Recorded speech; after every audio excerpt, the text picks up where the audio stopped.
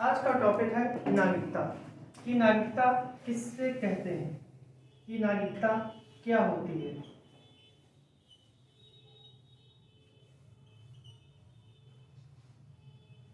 नागरिकता जो होती है वह अन्य नागरिकों के अपेक्षा, मतलब जिस देश की नागरिकता जिस व्यक्ति को मिलती है उस देश के नागरिकों को विशेष अधिकार प्रदान किए जाते हैं, उसी को नागरिकता कहते हैं।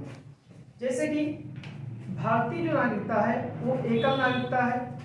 एकल नागरिकता जैसे कि अमेरिका का नागरिक अगर भारत में आता है तो उसे सभी अधिकार प्राप्त नहीं होते हैं, जबकि जो भारतीय नागरिक है वह अपने देश में उस सारे राजनीतिक और सामाजिक दोनों अधिकार प्राप्त करता है। जैसे कि नागरिक किसे कहते हैं, नागरिक किसे कहते हैं, जिसे सभी राजनीतिक अधिकार प्राप्त हों, सभी राजनीतिक अधिकार प्राप्त होते हैं, उसे उस देश का नागरिक कहा जाता है। भारतीय संविधान में भाग 2 में और अनुच्छेद 5 से लेकर 11 तक नागरिकता का उपबंध है। नागरिकता का उपबंध है।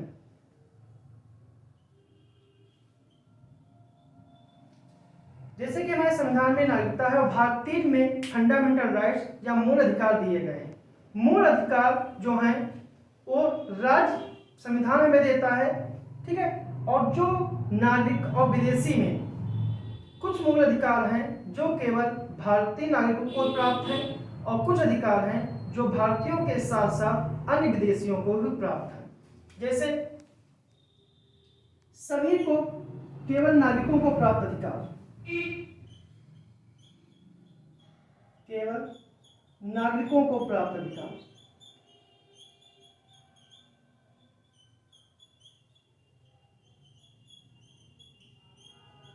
केवल नागरिकों को प्राप्त अधिकार। कौन कौन से मूल अधिकार केवल नागरिकों को प्राप्त हैं, जैसे कि अनुच्छेद 15, आर्टिकल 15 सिर्फ भारतीय नागरिकों को ही प्राप्त है, ये किसी विदेशी को प्राप्त नहीं है।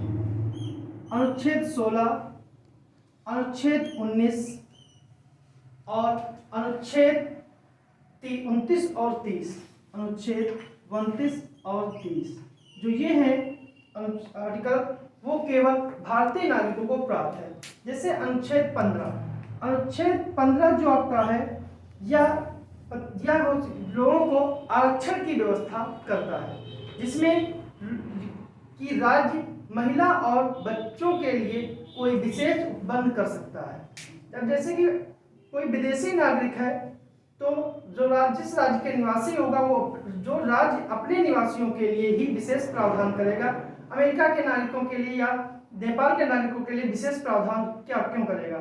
इसलिए जो रिजर्वेशन या कहें आरक्षण की जो बात है, ठीक है, वो अनुच्छेद 15 में महिलाओं और बच्चों के इससे संबंधित संस्थाएं, जैसे कि किसी का एडमिशन स्कूल में आरक्षण देना है तो अनुच्छेद 15 के तहत केवल भारत के नागरिकों को ही मिलेगा, किसी अन्य देश के नागरिकों के आरक्षण की व्यवस्था नहीं की गई है। जबकि 16 में जो है, 16 में जो 16 अनुच्छेद 16 के तहत जो दिया गया है, 16 में भी आरक्षण की बात की गई है, लेकिन अनुच्छेद 16 है वो जॉब्स मतलब नौकरियों में आरक्षण की बात की गई है। 16 में जॉब्स के आरक्षण की बात की गई है। जबकि अनुच्छेद 19 में स्वतंत्रताओं का उल्लेख है, कहीं जाने की स्वतंत्रता, कहीं निवास करने की स्वतंत्रता, कहीं बसने की स्वतंत्रता या फिर कोई भी व्यापार करने की स्वतंत्रता, यह भी सिर्फ भारतीय नागरिकों को दी गई है। विश्व में अन्य किसी देश के नागरिकों को यह मूल अधिकार नहीं प्राप्त है। जैसे कोई विदेशी व्यक्ति यहाँ घूमने आता है तो यहाँ से व्यापार करने की स्वतंत्रता नहीं है, जो यहाँ के भारतीय नागरिकों को ये स्वतंत्रता प्राप्त है। फिर आपका है अनुच्छेद 32। अनुच्छेद 32 जो कहता है, अनुच्छेद 32 के अनुसार कि अल्पसंख्यक वर्गों के हितों का संरक्षण किया गया है। अनुच्छेद 32 जो मूल अधिकार है वो ये कहता है कि अल्पसंख्यक वर्गों का संरक्षण किया गया है। ये भी केवल भारतीय नागरिकों को प्राप्त है, विदेशी नागरिकों को प्राप्त नहीं है। क्योंकि अगर यहाँ का कोई अल्पसंख्यक है तो उसे स्पेशल अधिकार मिलता है, और फिर चाहे विदेशी व्यक्ति कोई भी अल्पसंख्यक हो उसे उतनी सुविधाएं नहीं मिलती हैं जो हमारा संविधान देता है। और 36 में जो कहा गया है कि अल्पसंख्यक वर्ग जो है वो शिक्षण संस्थाओं की स्थापना कर सकता है, अपनी लिपि और भाषा को बनाए रख सकता है। तो ये अनुच्छेद हैं जो केवल नागरिकों को प्राप्त है। अब आते हैं कि विदेशियों को प्राप्त अधिकार।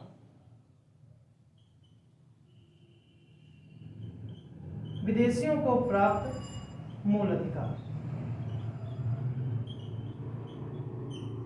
विदेशियों को मूल प्राप्त अधिकार में आर्टिकल 14 जिसे कहते हैं विधि के समस्त समानता का अधिकार जो है वो विदेशियों को भी प्राप्त है और भारतीय नागरिकों को भी प्राप्त है। फिर है अनुच्छेद 20। अनुच्छेद 20 में है कि अपराधों के लिए दोषसिद्धि के संबंध में संरक्षण, और 21 में है प्राण और दैहिक स्वतंत्रता। फिर दिया जाता है 21A शिक्षा का अधिकार, और 22,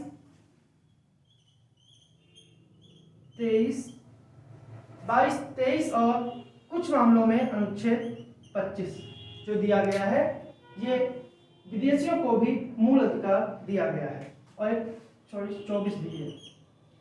14 में विधि की समानता है, 20 में है दोषसिद्धि के संबंध में संरक्षण, 21 में प्राण और दैहिक स्वतंत्रता, 21A में शिक्षा का मूल अधिकार, 22 में गिरफ्तारी के संबंध में संरक्षण, 23 में कि यह कि बलात्कार श्रम और मानव के दुर्व्यापार का निषेध किया गया है, और 24 में जो है जोखिमपूर्ण कार्यों से सुरक्षा, और 25 में है धार्मिक स्वतंत्रता।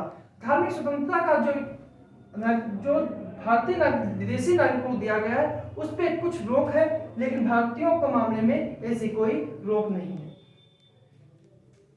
ये विदेशियों को प्राप्त है और ये भारतीयों को प्राप्त है। अब अनुच्छेद जो हमारे हैं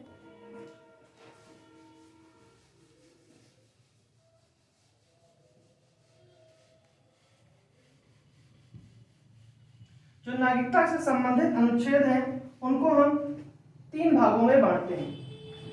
जैसे कि अनुच्छेद 5 से 11 तक दिए गए, लेकिन इनको हम 3 भागों में बांटते हैं। अनुच्छेद 5 से लेकर 8 तक, अनुच्छेद 9 और अनुच्छेद 10 और 11।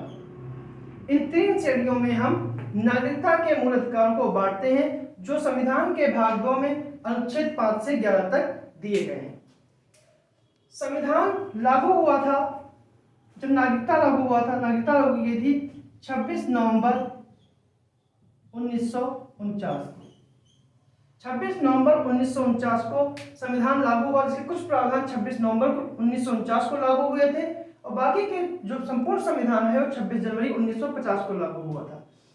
26 नवंबर 1949 को जो धाराएं भाग लागू हुआ था उसमें भाग 2 भी था, जिसमें यह बताया गया कि 5 से 8 तक इसमें नागरिकता के उपबंध बताए गए हैं कि 26 नवंबर 1949 तक कौन से व्यक्तियों को भारत का नागरिक माना जाएगा, कि कौन कौन से व्यक्तियों को भारत का नागरिक माना जाएगा या नहीं माना जाएगा। तो अनुच्छेद 5, 6 और 7। अनुच्छेद 5 जो कहता है, अनुच्छेद जो 5 कहता है वो आपका आता है डोमिसाइल। डोमिसाइल क्या होता है? जहां पर कोई व्यक्ति निवास करता है, जहां पर कोई व्यक्ति निवास करता है या आगे निवास करने की आगे भी वो निवास करने की संभावना व्यक्त करता है कि वह आगे भी निवास करता रहेगा, तो उसे वहां का डोमिसाइल कहते हैं। तो इसलिए इसमें कहा गया था कि अनुच्छेद 5 में कि 19 जुलाई 1948 तक जो भी व्यक्ति भारत का नागरिक होगा, जो भी भारत में निवास कर रहा होगा या वो आगे से भी निवास करने की अपनी इच्छा व्यक्त करता है, तो वह भारत का नागरिक हो जाएगा। जिसमें संविधान में लिखा है कि डोमिसाइल के आधार पर जो व्यक्ति 19 जुलाई 1948 तक या 1948 तक भारत में निवास कर रहा है, ठीक है, तो वह भारत का नागरिक हो जाएगा।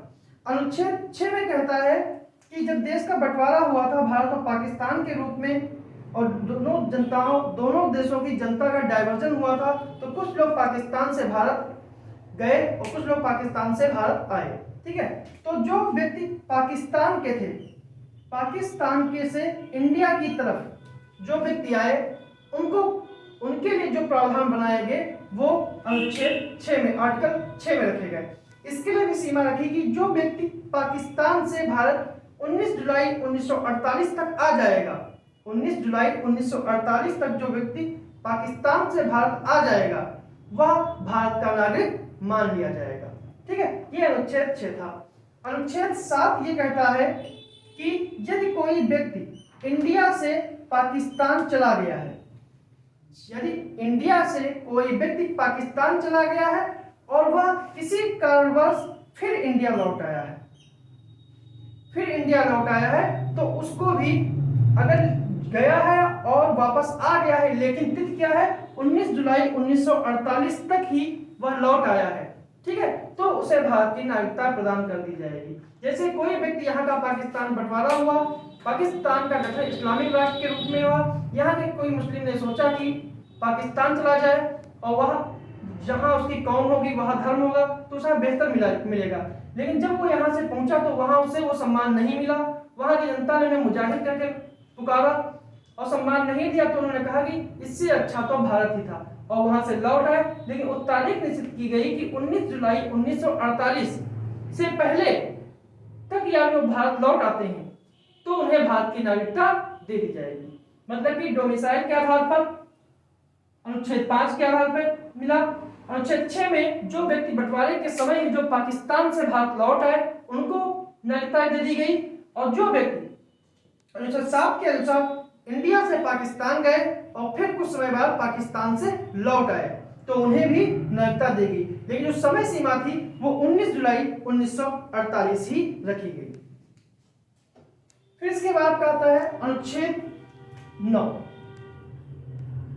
अनुच्छेद 9 कहता है नागरिकता के अधिकारों का बना रहना। नागरिकता के अधिकारों का बना रहना।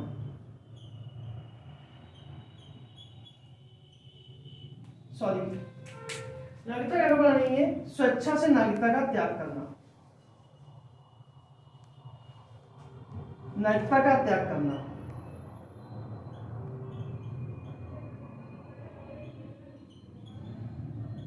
अगर संविधान में कहीं भी लिखा है कि भारत की नागरिकता कैसी है, तो भारत की नागरिकता जो है वो एकल नागरिकता है जो ब्रिटेन से प्रभावित है, क्योंकि भारत में दोहरी नागरिकता का प्रावधान नहीं है। दोहरी नागरिकता भी दो प्रकार की होती है, जैसे कि अमेरिका में एक राज्य की नागरिकता होती है और एक राष्ट्र की नागरिकता होती है। जैसे कि अमेरिकन नागरिकता मिलती है, और उनको जैसे कि कैलिफोर्निया राज्य के नागरिक हैं तो कैलिफोर्निया की नागरिकता मिलती है। ये हो गई पहली प्रकार की नागरिकता। दूसरी प्रकार की नागरिकता वो होती है जहां कुछ विकसित देश ये मानते हैं कि उनका नागरिक उनके देश के शासक किसी अन्य देश का भी नागरिक हो सकता है, तो इसी को भी दोहरी नागरिकता कहते हैं। जबकि भारत में ऐसा कोई प्रावधान नहीं है। तो अनुच्छेद 9 यही कहता है कि अगर किसी व्यक्ति ने किसी अन्य देश की नागरिकता ग्रहण कर ली है तो भारत की नागरिकता का स्वतः त्याग हो जाता है, स्वतः लोप हो जाता है। जैसे ही कोई व्यक्ति भारत की नागरिकता को छोड़कर अन्य देश की नागरिकता को जैसे ही ग्रहण करता है, वैसे ही उसकी भारतीय नागरिकता विलुप्त हो जाती है। जबकि अमेरिका वगैरह में क्या है कि वहां पर दोहरी नागरिकता है, एक स्टेट्स की भी और यहाँ राज्य की। जबकि भारत में एक ही नागरिकता है, वो है भारतीय। चाहे उत्तर प्रदेश का निवासी हो या किसी अन्य राज्य का निवासी हो, उसको अन्य राज्यों की नागरिकता नहीं है, केवल भारतीय नागरिकता ही है। अब आते हैं अनुच्छेद 10। अनुच्छेद 10 में नागरिकता की गारंटी दी गई है। नागरिकता की गारंटी दी गई है कि नागरिकता का जो अधिकार है वो कोई छीन नहीं सकता है। कि जो नागरिकता, इसमें नागरिकों को ये गारंटी दी गई है अनुच्छेद 10 में, जिसे हम कह सकते हैं जो किताबों में लिखा है कि नागरिकता के अधिकारों का बनाए रखना। इसका मतलब यह है कि नागरिकता की गारंटी दी गई है, जिसमें के अनुसार कोई भी राज्य उन देश के नागरिकों से, जिस भारत के नागरिकों से, उनकी नागरिकता को छीन नहीं सकता है। फिर अनुच्छेद 11, अनुच्छेद 11 ये कहता है, अनुच्छेद 11 ये कहता है कि नागरिकता का अर्जन, नागरिकता के अर्जन और समापन या है समाप्त, ठीक है, के संबंध में जो कानून होगा वो संसद बनाएगी कि नागरिकता के अर्जन के नागरिकता कैसे प्राप्त की जाएगी और उसके संबंध में कानून संसद बनाएगी। जो संविधान जब लागू हुआ था, जो 5 से 11 तक 5 से 7 या 5 से 9 तक जो भी आर्टिकल दिए गए हैं, उसमें सिर्फ इतना कहा गया था कि 26/11/1949 तक कौन कौन से लोग भारत के नागरिक होंगे। ये नहीं बताया गया था कि इनकी नागरिकता, कि कोई भी व्यक्ति भारत की नागरिकता कैसे प्राप्त करेगा, ये नहीं बताया गया। इसके बताने के लिए केवल एक उपबंध कर दिया गया था कि नागरिकता के अर्जन और समापन के लिए जो भी कानून होगा वो संसद बनाएगी। इसीलिए इसी अधिकार का प्रयोग करते हुए संसद ने भारतीय नागरिकता अधिनियम 1955 पारित किया।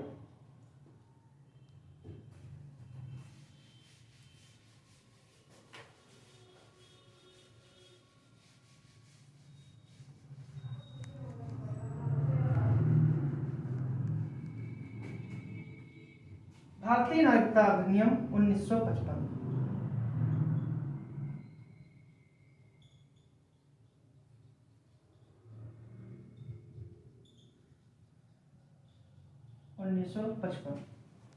पारित हुआ था।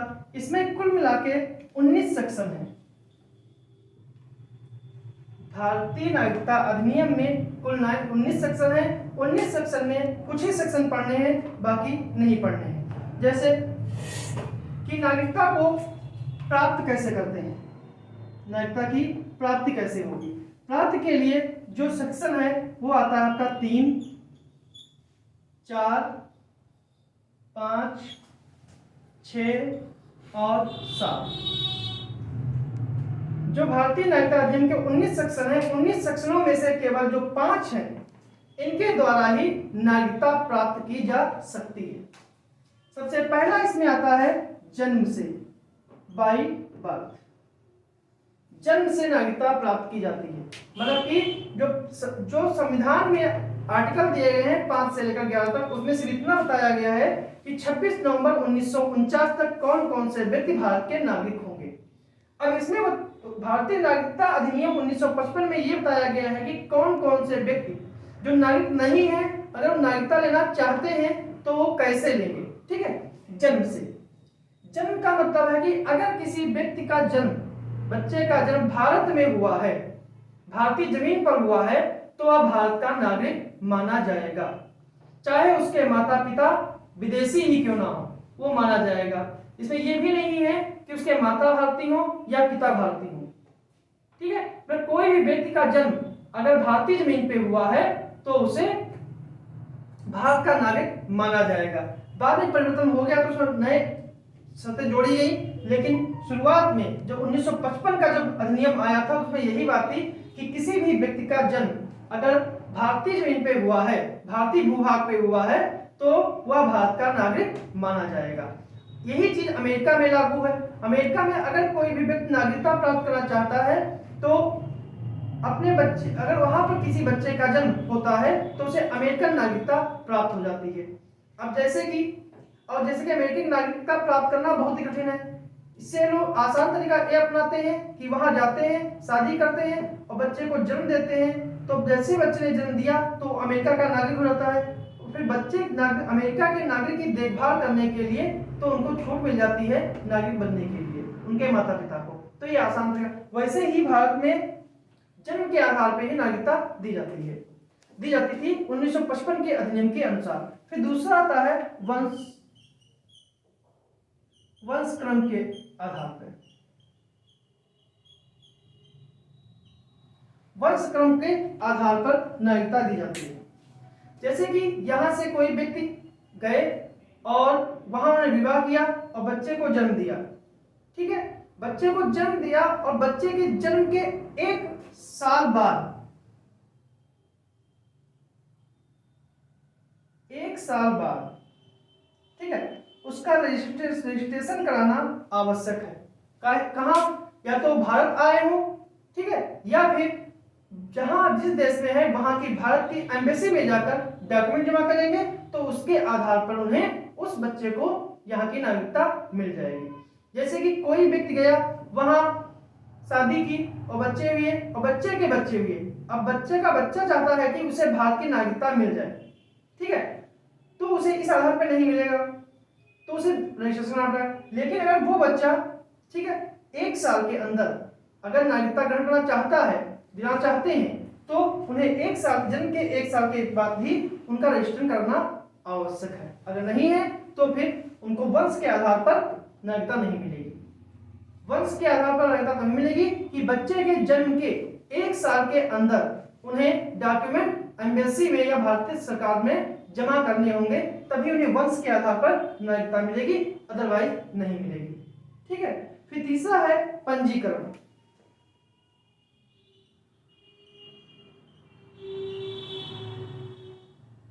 पंजीकरण, रजिस्ट्रेशन, ठीक है, यहां पर उन लोगों को दी जाती है नागरिकता जो PIO, ठीक है, पीपल्स इंडिया ओरिजिन, मतलब भारतीय कहा जाता है, भारतीय मूल।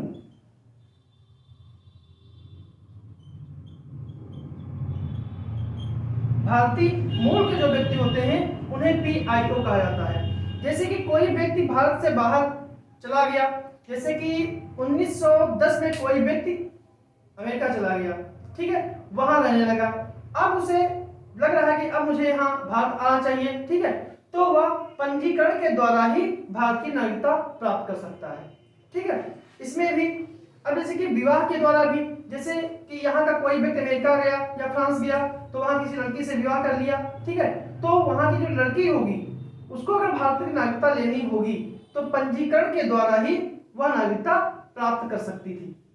ठीक है, पंजीकरण के द्वारा ही नागरिकता प्राप्त कर सकती थी, और कोई उसमें बाद में बदलाव होते हैं, लेकिन 1955 के अधिनियम में केवल यही मूल बातें थी कि पंजीकरण के द्वारा ही हो सकता है। इसमें शर्त क्या थी? इसमें शर्त ये थी कि पंजीकरण के द्वारा भी 6+1 साल की बाउंडेशन थी कि इतने साल इन्हें भारत में रखना होगा। 6 और 1 का मतलब है कि जैसे आज पंजीकरण कराया है तो उसके पिछले 1 साल तक, ठीक है, तो उसे कंटिन्यू भारत में रहना होगा, मतलब कंटिन्यू भारत में रहना होगा, मतलब 12 महीने तक उसे पिछले 12 महीनों में लगातार भारत में रहना है। लेकिन जो 6 साल, ये पिछले 8 सालों में, जो पिछले 8 सालों में उसमें से 6 साल भारत में रहने होंगे। जैसे कि अगर किसी को 1 जनवरी 2020 को, 22 को, 21 को मतलब रजिस्ट्रेशन कराना है तो 31 दिसंबर तक, 1 जनवरी से लेकर 31 दिसंबर 2020 तक उसे भारत में कंटिन्यू रहना होगा, ठीक है, तब पंजीकरण हो सकता है। और साथ में ही पिछले 8 सालों में, ठीक है, में कम से कम वो 6 सालों तक भारत में रहा हो, तभी उसे पंजीकरण किया जाएगा, अन्यथा नहीं किया जाएगा। अब इसमें अगर इसमें जो है वंशक्रम के आधार पर बेटे का, अगर भारत के जो नागरिक है वो अमेरिका गए और शादी की, तो उनका बेटा अगर नागरिक बनना चाहता है तो वंशक्रम के आधार बनेगा। अगर बेटे का बेटा बनना चाहता है, ठीक है, तो वो पंजीकरण के आधार पर ही भारत का नागरिक बनेगा। फिर आते हैं देशीकरण।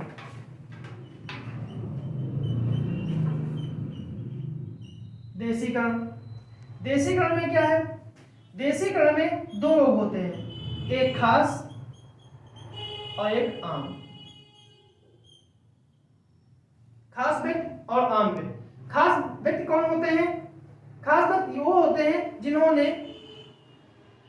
कला,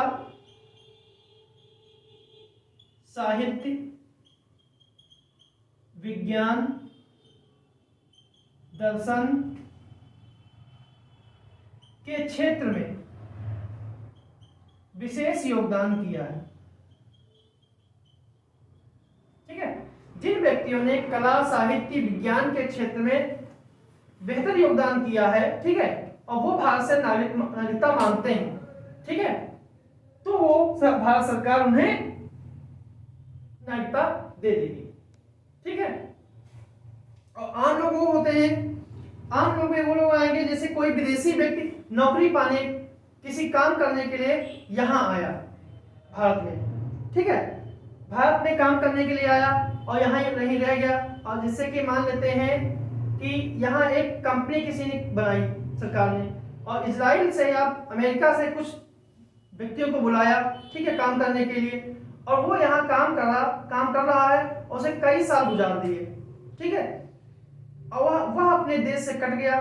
ठीक है, उसको भारतीय भाषा आने लगी, ठीक है, बोलचाल संस्कृत समझने लगा। तो जब ये भारत की नागरिकता मांगेगा आम व्यक्तियों में, तो इसे भारत की नागरिकता दे दी जाती है। और इसकी शर्त क्या है, जो यहाँ क्या थी 6+1 की शर्त। ठीक है, यहाँ पे हो जाती है देशीकरण में 11+1, 11+ मतलब 11 साल, पिछले 14 सालों में उसको 11 साल भारत में रहना होगा, और देशीकरण का आवेदन करने से पहले उसे 1 साल तक कंटिन्यू भारत में रहना होगा। मतलब 1 साल लगातार रहा हो और पिछले 14 सालों में वो 11 साल भारत में रहा हो, तब जाके उसे देशीकरण के द्वारा नागरिकता प्राप्त की जाएगी। ये हो गए तुम्हारे 5 की प्राप्ति के आधार पर कि नागरिकता कैसे प्राप्त करते हैं। जन्म से प्राप्त करेंगे, वंशक्रम के आधार प्राप्त करेंगे, पंजीकरण से प्राप्त करेंगे, देशीकरण से प्राप्त करेंगे, और 5वां आपका है भूमि अर्जन के द्वारा, भूमि अर्जन के द्वारा। यदि भारत किसी भूभाग को प्राप्त कर लेता है या भारत के अधिकार क्षेत्र में भूभाग आ जाता है, ठीक है, तो वहां के जो नागरिक रह रहे होंगे, तो वहां के नागरिकों को भारतीय नागरिकता प्राप्त हो जाएगी। जैसे अमेरिका ने अलास्का को खरीदा था, तो अलास्का के जो नागरिक थे उनको अमेरिकी नागरिकता प्राप्त हो गई। इसी प्रकार भारत में भी 1961, 1962 और 1975, 1975 में सिक्किम, 1962 में पांडिचेरी और 1961 में गोवा दमन दीव। ठीक है, इन को लोगों को एक नोटिफिकेशन जारी कर दिया कि इन लोगों को भारत की नागरिकता दी जाती है। ठीक है, ये थे नागरिकता को प्राप्त करने के कारण कि किस प्रकार नागरिकता प्राप्त की जाएगी। अब देखते हैं कि नागरिकता को समाप्त कैसे की जाएगी।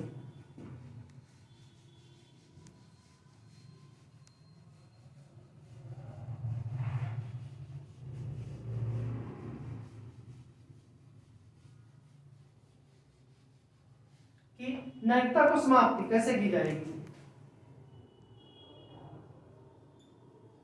अब जैसे कि भारतीय नागरिकता अधिनियम 1955 में ही प्राप्ति दी गई थी, 5 थे सेक्शन 3, 4, 5, 6, 7। ठीक है, अब 8, 9 और 10 जो 3 सेक्शन है, इसमें दिया गया है नागरिकता को कैसे समाप्त किया जाएगा। तो नागरिकता को समाप्त करने के लिए 3 सेक्शन बनाए गए हैं। सबसे पहला है स्वेच्छा से, कि कोई व्यक्ति जो चाहे जब चाहे कहे कि मुझे भारतीय नागरिकता नहीं चाहिए, मैं त्याग करना चाहता हूं, तो कोई दिक्कत नहीं, त्याग कर दे, है ना। तो स्वेच्छा से कोई भी नागरिकता त्याग कर सकता है। ठीक है, 9 में आता है कि अन्य देश की नागरिकता ग्रहण करने पर, अन्य देश की नागरिकता